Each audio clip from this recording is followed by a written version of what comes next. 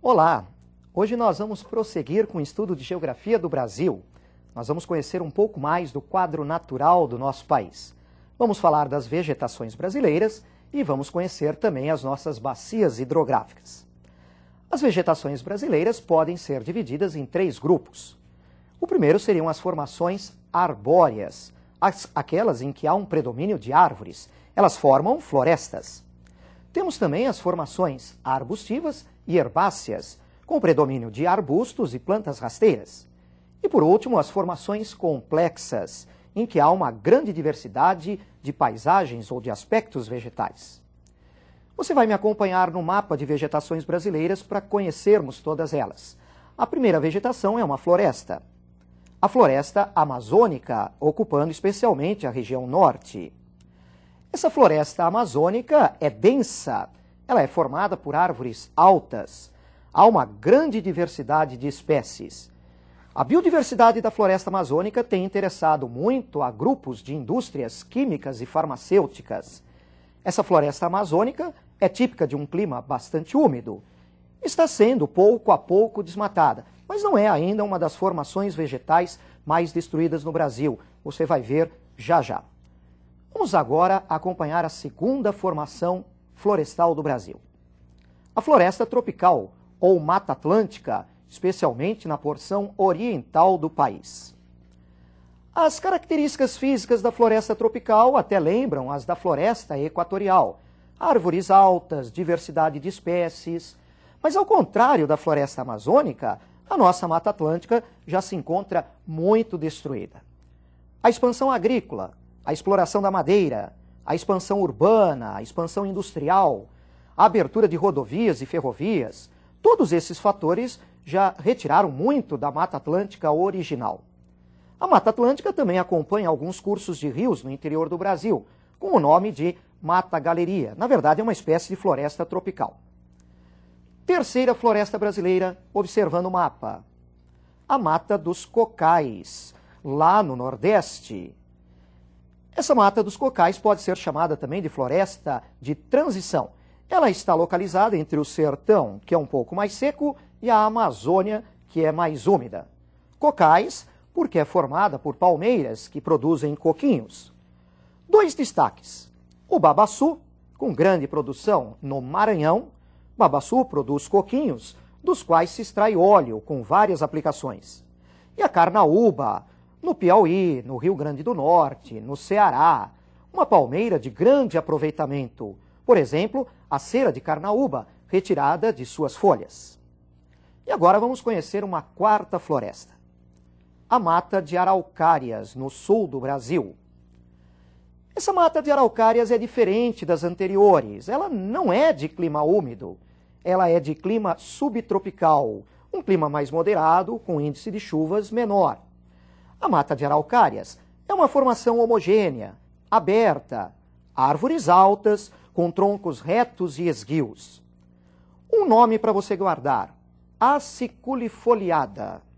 As folhas das espécies desta floresta possuem formato de agulha, são finas e compridas. A Mata de Araucárias, assim como a Mata Atlântica, já foi muito destruída pelo homem, devido especialmente à extração de madeira. Existem várias áreas de reflorestamento na região sul, mas não com espécies nativas, não com a verdadeira araucária, o pinheiro do Paraná. Agora nós vamos começar a conhecer um segundo grupo de vegetações, as arbustivas e herbáceas. Vamos ao mapa. A primeira é o cerrado, uma importante vegetação brasileira. O cerrado domina especialmente a porção central do Brasil, em áreas de clima tropical típico, com verão chuvoso e inverno seco. O cerrado é uma formação com árvores baixas, um predomínio de arbustos e plantas rasteiras entre as árvores e os arbustos. Uma marca registrada do cerrado: os seus troncos e galhos retorcidos, tortuosos, cobertos e protegidos por uma casca grossa, semelhante a uma cortiça. As folhas são pequenas e duras, um aspecto de couro, são chamadas de coriáceas. O cerrado também tem sido rapidamente retirado no Brasil central, especialmente pela expansão agrícola, além de queimadas incluindo aí a produção de carvão vegetal. Mais uma formação vegetal brasileira no mapa. A caatinga, do sertão nordestino. Essa formação é simples, aberta, uma formação constituída por arbustos com poucas folhas, e as cactáceas, plantas xerófitas que têm troncos ou caules que armazenam água e muitos espinhos. É um ecossistema também já bastante alterado.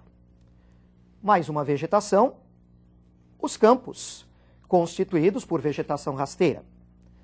Esses campos ocorrem em vários pontos do território brasileiro, em algumas áreas alagadas, em outras áreas sem alagamentos. Os campos são constituídos por uma vegetação de pequeno porte e muito utilizados como pastagem para a prática da pecuária. Vamos conhecer agora as formações complexas do país. Vejam a primeira no mapa. O complexo do Pantanal, lá no Mato Grosso e Mato Grosso do Sul. Essa formação vegetal é quase que um resumo das vegetações brasileiras. Você encontra no complexo do Pantanal áreas com matas, com palmeiras, com arbustos, com campos. É uma formação que sofre alagamentos durante o verão, devido aos transbordamentos dos rios que compõem a bacia do Paraguai. E finalizando com as vegetações brasileiras, vamos conhecer agora mais uma. Nós temos aí as formações litorâneas, incluindo os mangues. Essa formação vegetal dos mangues é uma vegetação também bastante complexa e constitui um ecossistema rico, mas muito frágil. Parte dos mangues no Brasil também já foi alterado. Os mangues, aqui no Sudeste especialmente, já sofreram uma grande destruição devido à intensa ocupação que ocorre na faixa litorânea do Sudeste. Muito bem, conhecemos as vegetações brasileiras. Vamos conhecer um pouco da hidrografia do nosso país. O Brasil é rico em rios. A maior parte dos rios brasileiros pode ser considerada de planalto. Por isso que o Brasil apresenta um grande potencial hidroelétrico.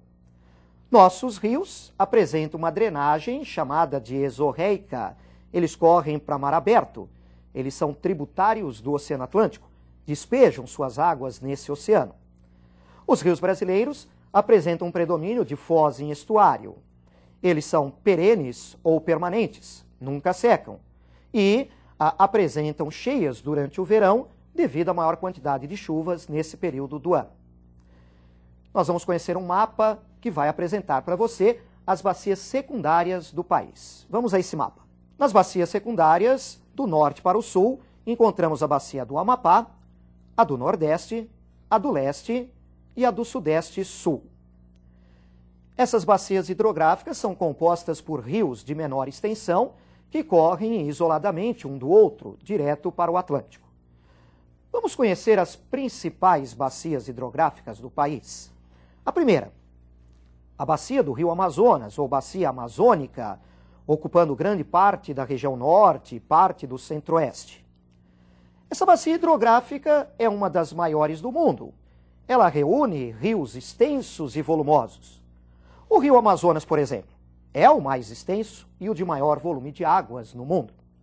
Essa bacia é predominantemente de planície, muito utilizada para a navegação, para o transporte hidroviário, além da pesca.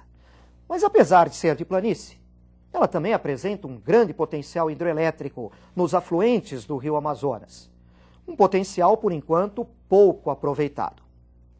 Vamos conhecer mais uma bacia hidrográfica brasileira. A bacia do Tocantins-Araguaia. Essa bacia é predominantemente planáltica e estende-se do centro para o norte do país. Apesar de planáltica, os seus rios apresentam trechos navegáveis. No médio curso do rio Araguaia, um destaque é a Ilha do Bananal. E no baixo curso do rio Tocantins, a importante usina hidrelétrica de Tucuruí. Uma usina que gera energia para vários projetos de desenvolvimento na região norte e para cidades do norte e do nordeste. Mais uma bacia hidrográfica. A bacia do São Francisco, que ocupa boa parte do sertão. A bacia do São Francisco também é predominantemente planáltica e há um bom trecho navegável no Rio São Francisco.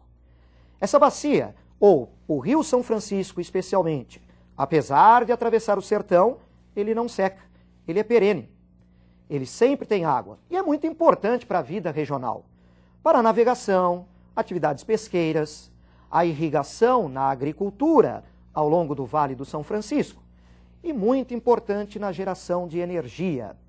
Ao longo do Rio São Francisco, nós encontramos usinas de destaque, como, por exemplo, a usina de Sobradinho, a de Paulo Afonso e a de Xingó, uma usina mais recente entre os estados de Sergipe e Alagoas. O Rio São Francisco nasce no sul de Minas, corre em direção norte, passa pelo nordeste e acaba terminando ou despejando suas águas numa foz em estuário entre o estado de Sergipe e Alagoas.